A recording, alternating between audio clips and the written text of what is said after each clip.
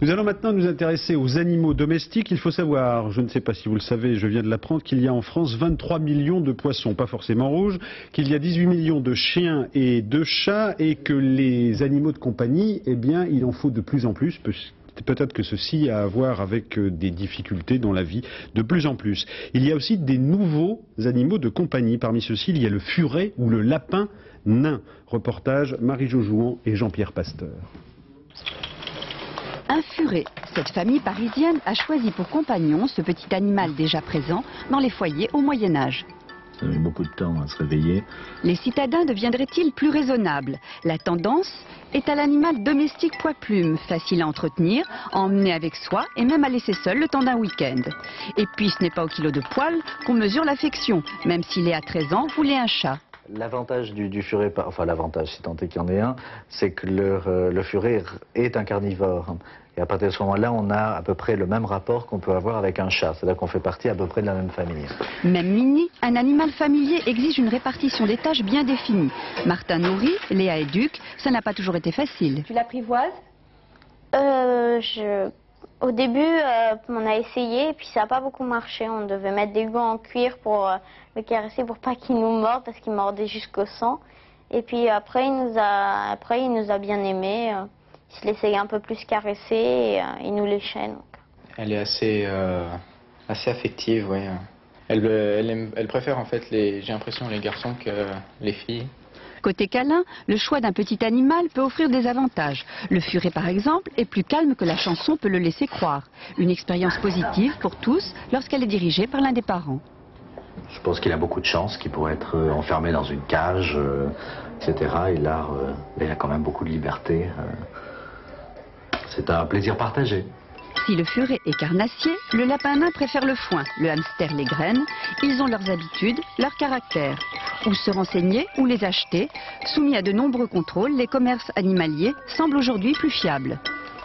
Nous sommes là pour donner des conseils, d'autant plus que la plupart des gens maintenant font plus un acte d'achat irréfléchi. Donc en général, l'achat se fait en deux temps. Dans un premier temps, ils viennent se renseigner et dans un deuxième temps, ils viennent acheter avec les enfants. Et à ce moment-là, lorsque l'achat est fait, on donne une feuille de conseil pour pas qu'ils soient perdus à l'arrivée chez eux.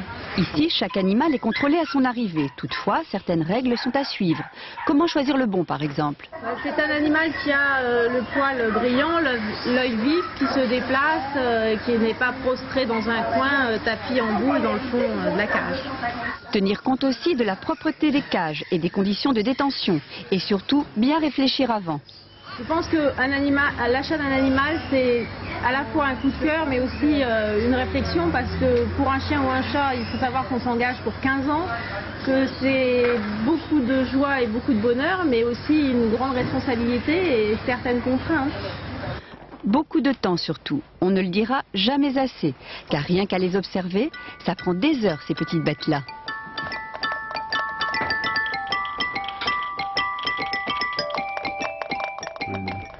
Mais Srégoli, ça se fait pas le lapin à la moutarde, il est méchant. Dans ces animaux domestiques, il est clair que la plupart sont pour les enfants. Qu'est-ce que ça apporte à un enfant, le contact d'un animal domestique? Alors c'est très bon pour un enfant, parce que d'abord, il comble l'énorme besoin d'amour qu'éprouve l'enfant. C'est un relais affectif, c'est un confident, il rassure quand l'enfant est un peu stressé ou quand il est malade, et puis il valorise aussi l'enfant, parce que l'enfant est toujours dominé par ses parents, et à son tour, il devient le maître, il demande à un petit être vivant d'obéir, donc il prend une petite revanche sur ses parents. Voilà. Alors, à l'inverse, ça donne du plaisir à l'enfant, à l'inverse, ça lui donne aussi des devoirs. Ah oui, alors les responsabilités, on en a beaucoup parlé, parce que les enfants promettent toujours je vais m'en occuper et tout ça, mais en fait, à partir de... Il faut commencer à demander quelque chose à un enfant à partir de 7-8 ans, pas avant. Sinon, vous allez le dégoûter, il va rejeter l'animal, ça, c'est pas bon du tout. Enfin, pour les devoirs, il faut surtout lui apprendre à respecter l'animal. C'est un être vivant comme lui et il ne doit pas le considérer comme un souffre-douleur. Hein. Les piqûres, les choses comme ça, non, il faut éviter. Marie-Jo Jouan, 80% des Français vivent à la ville. Ces gens ont parfois besoin, et les enfants de ces gens ont parfois besoin d'avoir un contact avec la ferme. Et de plus en plus, depuis quelques années, se développe le principe de la ferme à la périphérie des villes où on initie des opérations pédagogiques pour les enfants. Ce sont les fermes pédagogiques. Il y y en a 200 en France actuellement. Et c'est un bon préambule justement à l'apprentissage des responsabilités et des devoirs que peuvent avoir les enfants envers les animaux. Donc si vous voulez, ce sont des visites guidées par des enseignants. Ça a été initié en 1995 lors des classes découvertes. Donc les enseignants vont avec les enfants à la ferme pour une journée ou pour plusieurs jours dans l'année. On voit votre reportage, donc les images sont de Jean-Pierre Pasteur. Il y a un animal à qui il va falloir faire la toilette. C'est Akita que l'on brosse. 9 h du matin, les grands de la maternelle de Gif-sur-Yvette viennent d'arriver avec leur institutrice pour une journée pédagogique à la ferme. Frédéric, l'animateur, forme les groupes. Alexandre, t'es sûr que t'es pas chez les lapins plutôt? Parce que je crois qu'ils sont que 3 là-bas et nous on est 6 là. Pour beaucoup, l'approche d'un animal est une grande première. On prend des précautions, première étude du comportement des espèces domestiques. Où l'on apprend que la poule est quelquefois capricieuse. Alors là, qu'est-ce qu'ils sont en train de faire les enfants? Par petits groupes, là normalement ils sont en train d'essayer de donner à picorer aux poules, mais les poules ne veulent pas. Ensuite pour cette équipe ils vont changer l'abreuvoir et ramasser les œufs et les dater. Créées dans les années 70 en Scandinavie, ces fermes urbaines et périurbaines, ouvertes aux écoles, se sont multipliées en France. Il y en a de plus en plus. Et donc c'est un mouvement qui est en train de s'organiser, d'établir une charte de qualité pour arriver à faire la différence entre ce qui est une véritable ferme éducative, donc avec un projet éducatif, d'une simple visite où on va se contenter de voir des animaux et on s'en va. Là ça va faire l'objet d'un travail suivi qu'on va continuer en classe. Les enfants sont encadrés par des animateurs. Qu'est-ce que vous allez faire là? Donner à manger à Takita. C'est qui Takita? C'est une nanette. Elle est comment? Mouillée. Mouillée. Elle est comment? Mouillée. Évidemment, c'est parce qu'il pleut. Ça ne lui fait pas mal si c'était du sabot. C'est de la peau. C'est un milieu où ils s'impliquent, où ils agissent et où ils découvrent les mécanismes de la vie, qu'elle soit végétale ou animale. Et c'est un milieu qui leur permet de voir aussi l'impact de l'homme sur la nature. C'est aussi le point de démarrage d'activités de classe où à la ferme on a eu des interrogations, on n'a pas pu y répondre parce que pour diverses raisons. Donc on va aller chercher des réponses dans des livres, dans des documentaires. Et on peut aller les voir mais tout doucement sans leur faire peur. Les enfants découvrent les nouveaux venus. On peut toucher, caresser. Lorsqu'on n'a pas d'animal à la maison, on se rattrape. Et on apprend les mécanismes élémentaires de la vie. C'est pas tous les jours qu'on a la balle sur ta feuille. Un lieu de réflexion, d'observation, où l'on apprend aussi la responsabilité et l'échange. Marie-Jo, 2 conseils de lecture, s'il vous plaît. À lire L'animal compagnon de santé pour apprendre le rôle de l'éducation pour les enfants, de l'animal pour les enfants. Et L'enfant, l'animal et l'école, c'est pour les parents évidemment, tout ça. Merci Marie-Jo Jouan. Nous sommes mercredi, vous avez forcément tous été très sages, alors nous vous donnons ceci.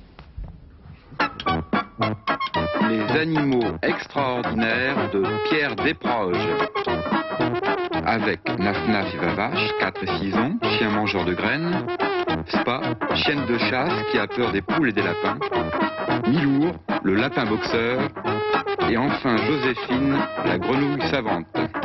30 millions d'amis, une première.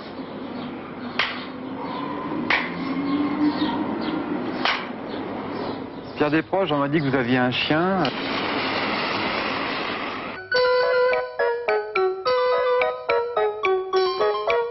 Elle est assez bornée pour les choses de la vie, mais elle a quand même une qualité qui est exceptionnelle chez les grenouilles, c'est que Fifine sait compter.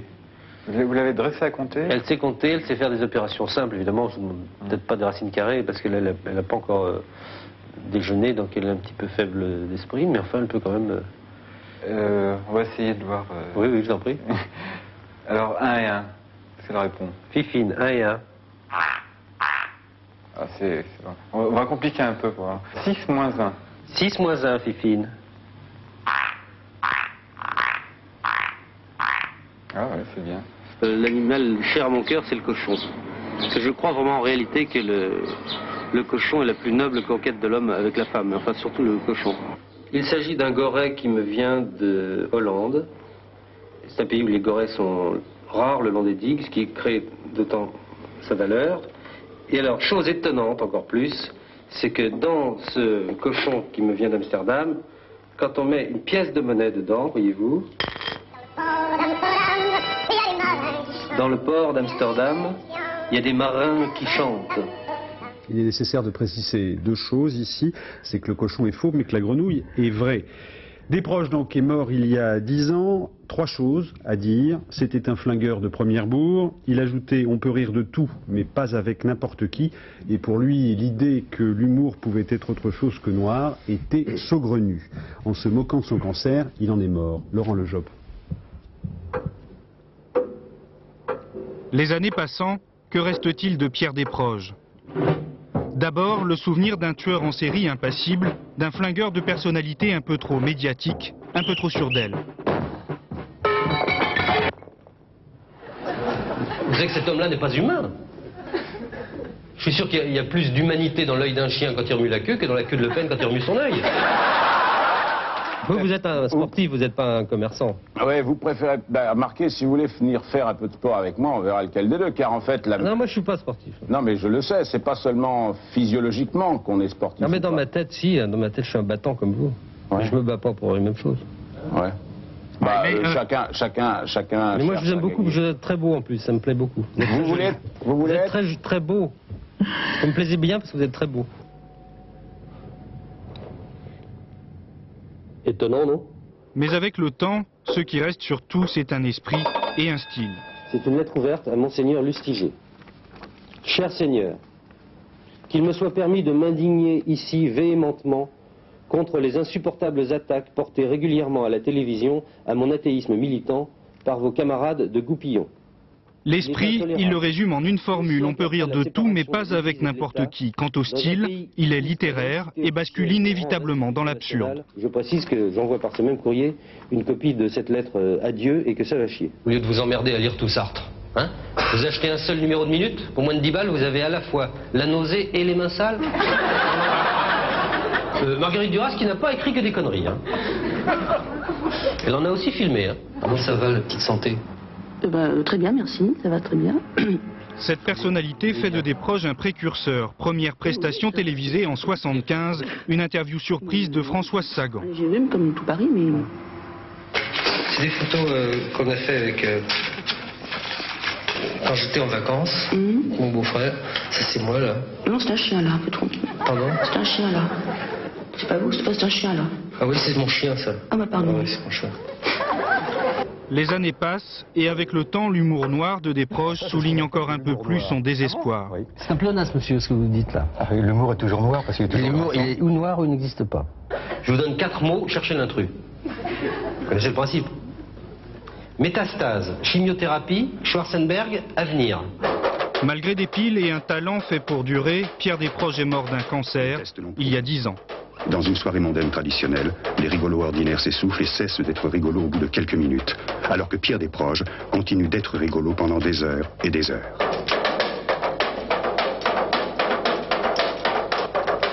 Pierre Desproges, le rigolo qui dure vraiment plus longtemps.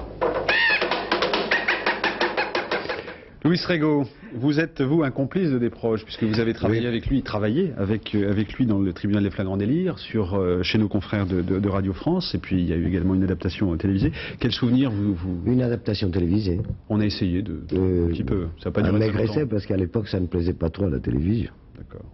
Vous avez eu du mal? 2 ans de collaboration donc avec Pierre, oui. Vraie complicité?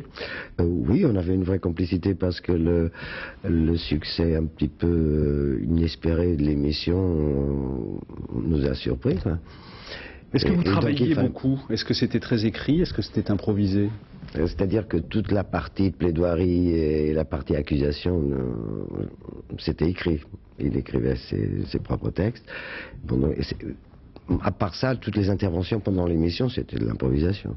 Donc vous mariez bien? Ah oui, parce qu'il se trouvait que nous étions 3 personnes avec des points de vue différents. embarqués dans la même histoire, et c'est ça qui donnait un peu naturellement le prétexte à s'invectiver, à déconner. L'humour à la Desproges, pour vous, qui l'avait côtoyé, qui avait parlé avec lui, qui avait, je sais pas, bu des coups avec lui, je présume. Oui, c'était très bien même. C'était une protection. C'était lui qui choisissait. Hein. C'est une protection. Une protection par rapport à une fragilité intime, intérieure, avec un besoin de se protéger en permanence par la causticité, par le noir de l'humour. On dit ça souvent de l'humour. Comment vous l'avez senti comment Disons que c'était un petit peu sa vocation. Il avait commencé comme journaliste à l'Aurore, je crois. Il faisait des bulletins, sur n'importe quoi. Et je crois qu'il a continué ensuite à développer un petit peu ce style-là de sketcheur, de critique. Est-ce que vous étiez toujours dans le rire? Puisque vous faisiez rire, mais est-ce que vous étiez toujours aussi dans le rire? Est-ce que vous accompagniez le rire que vous provoquiez? On faisait attention quand même, parce que c'était un tel challenge de venir tous les jours et essayer de se renouveler. Et comme l'émission a eu un accueil très très chaleureux auprès du public, la salle était toujours bourrée. C'était une émission donc en direct. On faisait quasiment pas loin du théâtre. Il s'agissait de juger une personnalité pour en rire. Hein. C'était ça le principe de cette émission. Il y en aurait à dire. Si vous avez 2 heures devant vous, on pourrait s'expliquer. On n'avait pas tout à fait les mêmes vues là-dessus. Je l'ai pratiqué un peu. Vous êtes plus pour parler de moi là. Comment? Vous étiez plus infernal que lui? Ah non, je ne sais pas. Ça, je ne sais pas. Je n'ai pas d'avis là-dessus. Mais je sais que j'avais un peu de distance par rapport à ça, puisque je ne venais pas du journalisme. Et donc c'est ça. Race. Non, c'est pas ça. Non. Je ne peux pas être. Je ne considère pas qu'on puisse être acteur et journaliste en même temps. C'est très difficile à un moment donné. Dernière question. Desproges, de votre point de vue, 10 ans après, c'était un désespéré ou un homme heureux? Je pense qu'il était plutôt quelqu'un de très équilibré. Quitte à parler dans le sens de tout le monde, c'était un père de famille attentif, et 2 filles qu'il adorait. Il avait comme ça un côté familial très très très prononcé. Et, merci Louis. Merci d'avoir témoigné. Je vous en prie, vous ne me demandez pas ce que je vais devenir. Qu'est-ce que vous allez devenir? Dépêchez-vous, dites-moi ce que vous allez devenir. Parce que je joue le 20. Il m'embête dans l'oreille. Je joue lundi prochain, le 20 et le 27, au Théâtre de la Pépinière. Un spectacle qui mélange cirque, sketch et musique, notamment du flamenco. Merci Louis. Voilà, à 21h. Numéro de claquette. Merci Philippe. Très bien. Rappel des titres. De nouvelles nominations en Corse. L'ancien patron de la police judiciaire, Demetrius Dragacci, va être remplacé par Frédéric Vaux. Sa nomination est imminente à la tête du SRPJ de Corse. Par ailleurs, l'ancien préfet de Haute-Corse, Bernard Pomel, quitte ses fonctions. Il laisse la place à Bernard Lemaire. Il a été nommé en Conseil des ministres ce matin. Le gouvernement veut ainsi affirmer l'efficacité de l'action de l'État, alors qu'une enquête sur les comptes de la Caisse de développement de la Corse a été ouverte hier. Saisie record d'ecstasy à Calais, les douaniers français ont mis la main sur plus de 350 000 cachets, soit plus du double du total des prises effectuées en France l'année dernière. Une drogue destinée au marché britannique qui a été découverte au terminal français du tunnel sous la Manche. La bourse, l'indice des 40 principales valeurs industrielles a gagné aujourd'hui 1,23%. Dans un instant, la météo, Laurent Romeshko. Ce soir, 20h, l'édition du journal par Daniel Bilalian. À demain, 13h. Excellent après-midi à tous sur France 2.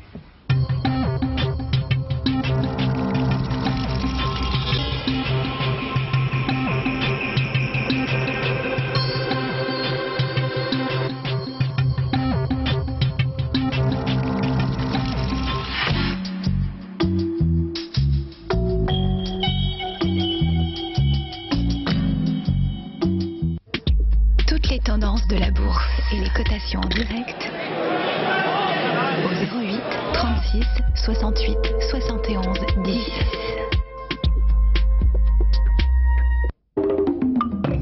On peut aimer un enfant et ne pas être ses parents, ne pas avoir la même couleur de peau, la même culture ou ne pas parler la même langue. Adoption, les liens du cœur sont-ils plus forts que les liens du sang? Ce soir, après Mes enfants étrangers, ça se discute sur France 2.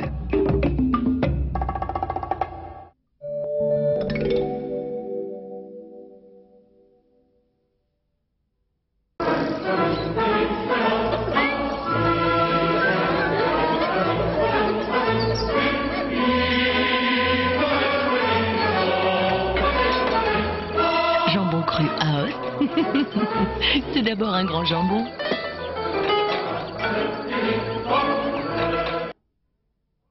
Si je vous dis brille, facette, Immelmann, pour vous, c'est du chinois. Quand on me parle de la gestion de mon argent, taux actuariel, seuil de cession, c'est pareil. Et puis de l'argent, j'en ai pas tant que ça, alors le gérer. Jusqu'au jour où un conseiller AGF Assure Finance est venu chez moi. Il a analysé ma situation financière d'aujourd'hui, de demain, et m'a proposé des solutions sur mesure. Alors là, je suis retombée sur mes pieds. AGF Assure Finance, 4000 conseillers à votre écoute pour vous guider dans la gestion de vos finances. AGF, avec vous.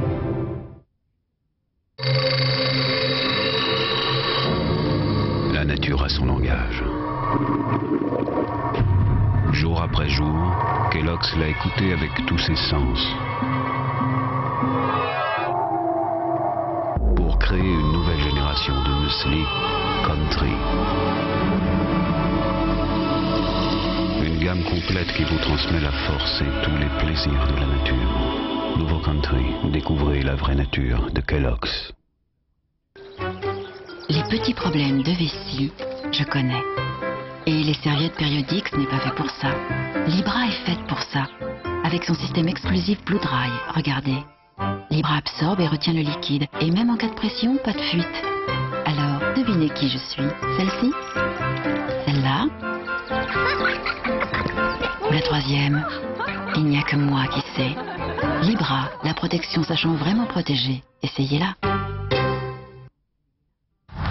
20 équipements de série sur la Polo Pack ABS. Qu'est-ce qui pourrait vous arrêter?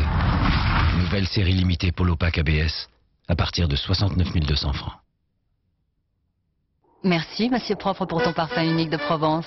Grâce à tes extraits naturels de lavandin, ma maison respire la propreté. Monsieur Propre Fraîcheur Lavande, la plus provençale des propretés. Carte d'or, un goût intact et pur. Tous les amoureux de la fraise vous le diront. Carte d'or avec de vrais morceaux de fraise. Carte d'or, le goût à l'état pur.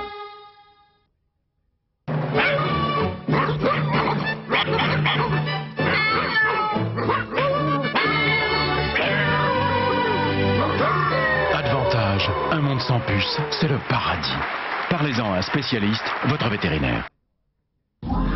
Poivre, ciboulette, noix, les boursins en habit, comment y résister?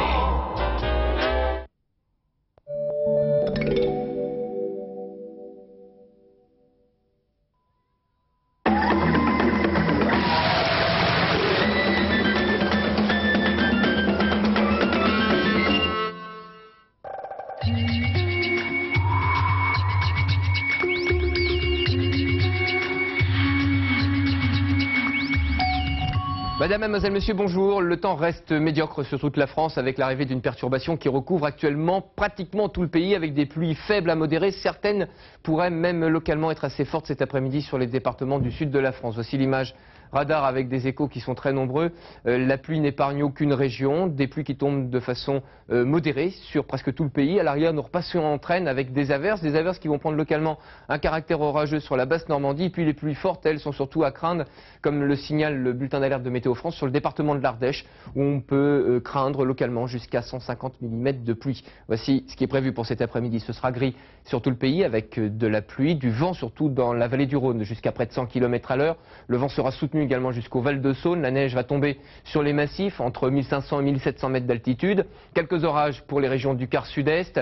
Et puis sur le nord-ouest, là, nous repasserons en traîne avec des averses qui seront assez fréquentes dans un ciel assez chargé et du vent de nord-ouest jusqu'à 70 km/h. Quelques régions favorisées, les côtes landaises, les côtes aquitaines en général, avec une petite présence du soleil. Voici les températures de cet après-midi avec des valeurs en très légère hausse, mais ça reste encore un peu faible pour la saison, avec un mercure qui variera de 7 jusqu'à 18 degrés en allant du nord jusqu'à la Corse. Pour demain, à la mi-journée, après la dissipation des quelques brouillards matinaux, la matinée sera d'ailleurs plutôt agréable, avec un temps plutôt bien ensoleillé, avant l'arrivée de la nouvelle perturbation qui sera accompagnée de vents qui vont se renforcer jusqu'à 100 km/h sur le sud-Bretagne et le littoral vendéen. À l'avant, quelques pluies éparses. Et puis puis sur l'est, là, ce sera pas mal, avec un ciel qui va se voiler, mais une météo beaucoup plus agréable que celle d'aujourd'hui.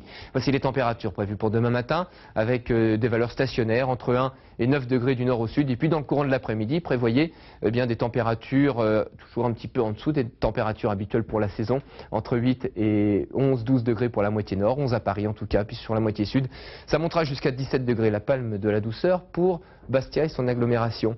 Voici le temps qu'il fait dans les départements et territoires d'outre-mer, avec quelques images de Tahiti, où il fait beau. Le temps est variable en tout cas à Tahiti, avec 32 degrés en journée. Il fait 30 degrés à Saint-Denis-de-la-Réunion, avec 30 degrés également et un ciel nuageux. À Nouméa, 30 degrés, je ne change pas la température, un ciel peu nuageux. Et à Pointe-à-Pitre, temps nuageux avec 31 degrés. N'oubliez pas ce numéro de téléphone, le 08 36 68 10 10. Faites-nous part de vos observations météo, surtout en ce moment. Et puis peut-être serez-vous sélectionné pour intervenir directement dans le bulletin de 19h55 qui sera présenté tout à l'heure par Isabelle Martinet. Très bon après-midi, au revoir, à demain.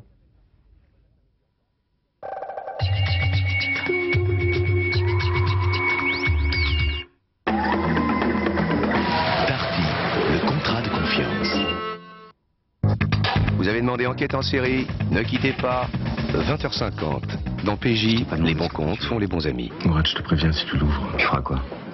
Pourquoi t'as dit à personne que t'avais demandé ta mutation à la BRP? Parce que ça aussi, c'est mes oignons. Lâchez ça.